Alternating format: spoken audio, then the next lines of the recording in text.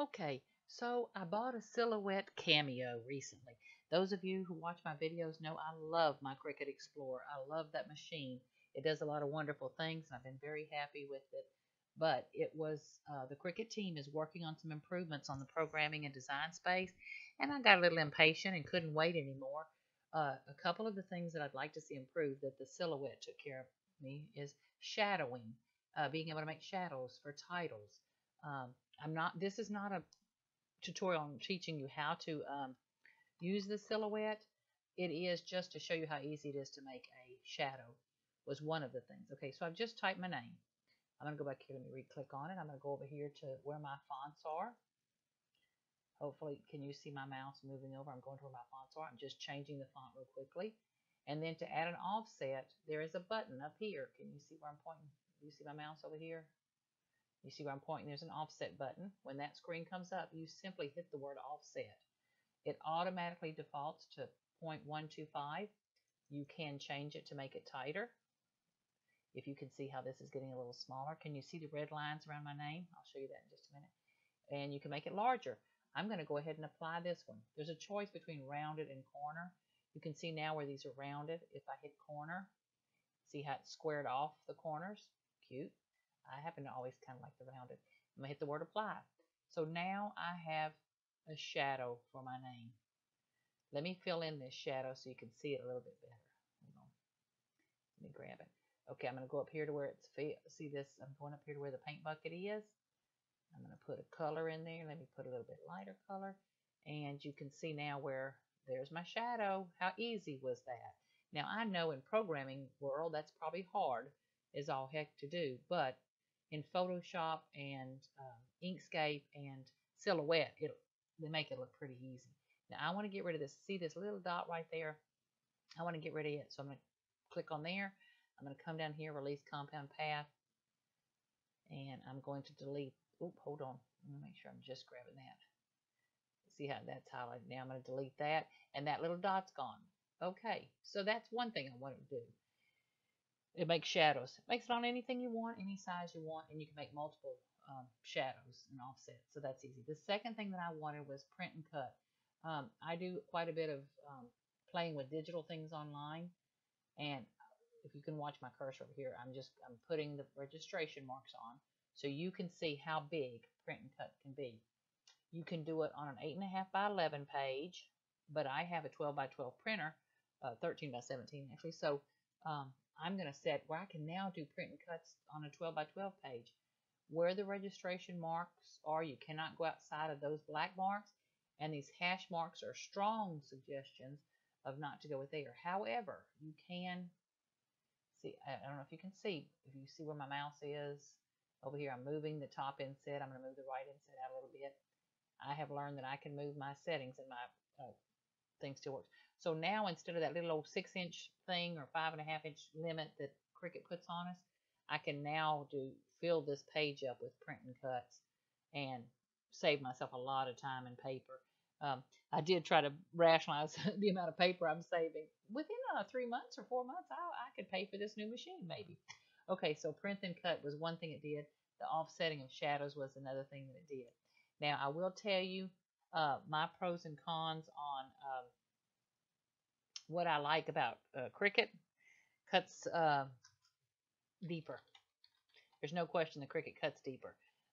Their design studio is easy breezy to learn. It is a beginner's type learning thing, and there's a lot of support out in the Facebook and YouTube world on how to use it.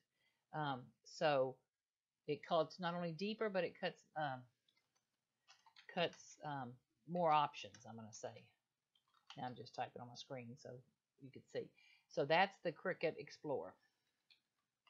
For me, those are the big Cricut Explore. Hold on, I'm just typing on screen so I miss it. So the Cricut Explorer cuts deeper, cuts more options, and their design studio is a charmer. I'm going to come over here and just change this printing to a little bit littler so we can see it. Okay, now I'm going to tell you real quick why the Cameo, I'll type Cameo, For me, the Cameo creating shadows is a big plus.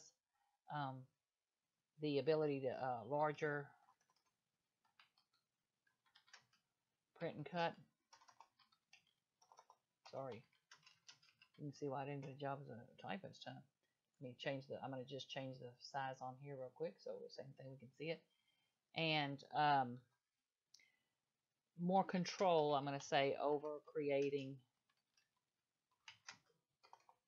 images than you have in the Cricut Explore. Now, on the Cricut Explore, they have some tools where you can edit things. But, and it's a very, like I said, very easy to learn, you know, just a real small learning curve on how to use the Cricut Explore Design Studio.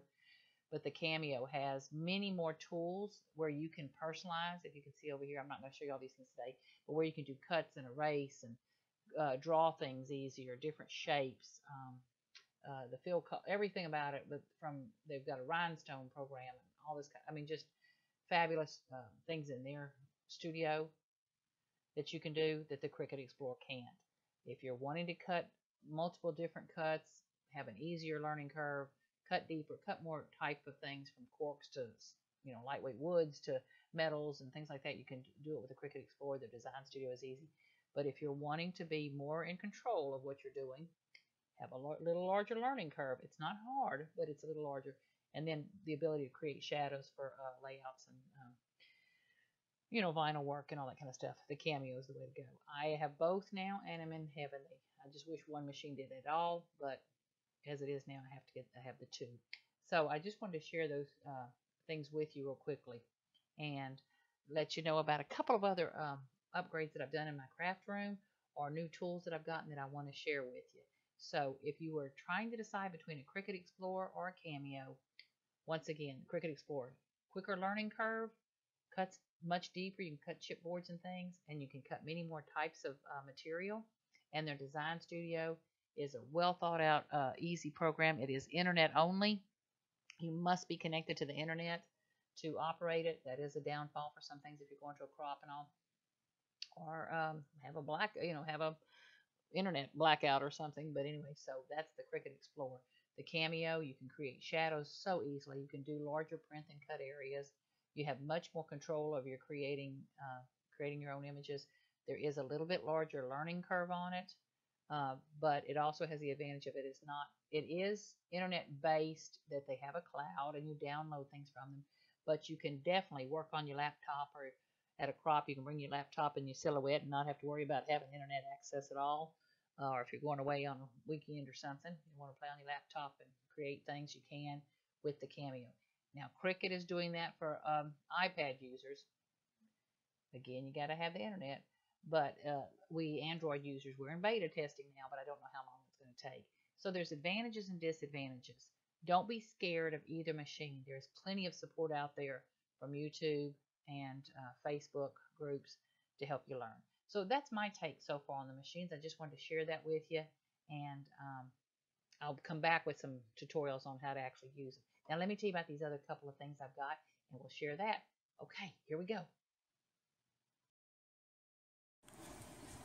Okay, here's the first little new tool I got for my craft room. I want to share with you. It's the Fiskars new cutter.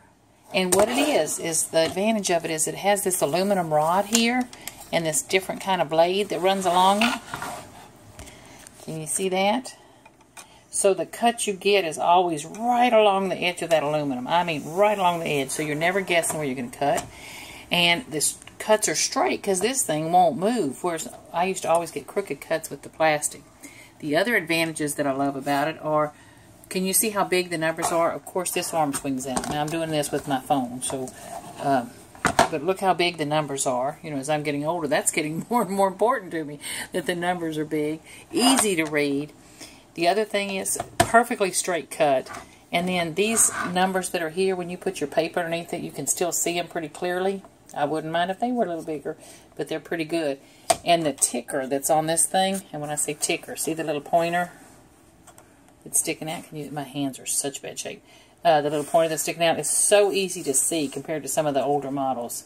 I can see exactly where I'm cutting. And I mean, when it says you're cutting there, that's exactly where you're cutting. So this new cutter from Cricut, from Fiskars. I got Cricut on the brain.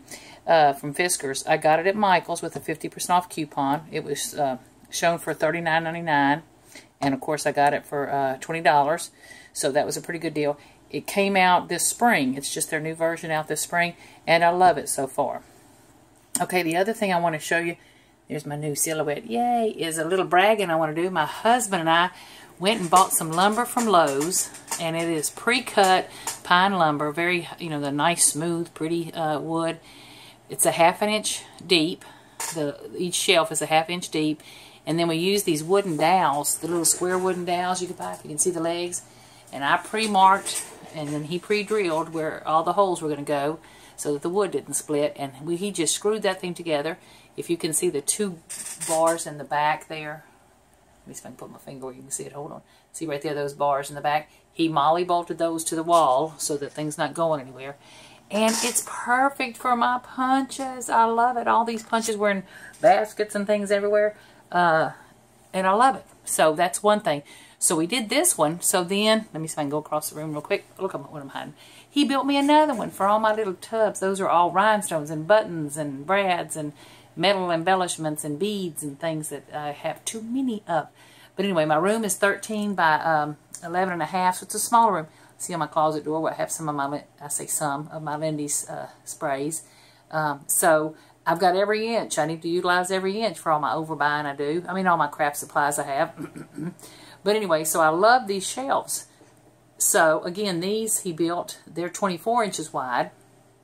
Those others were 3 feet wide.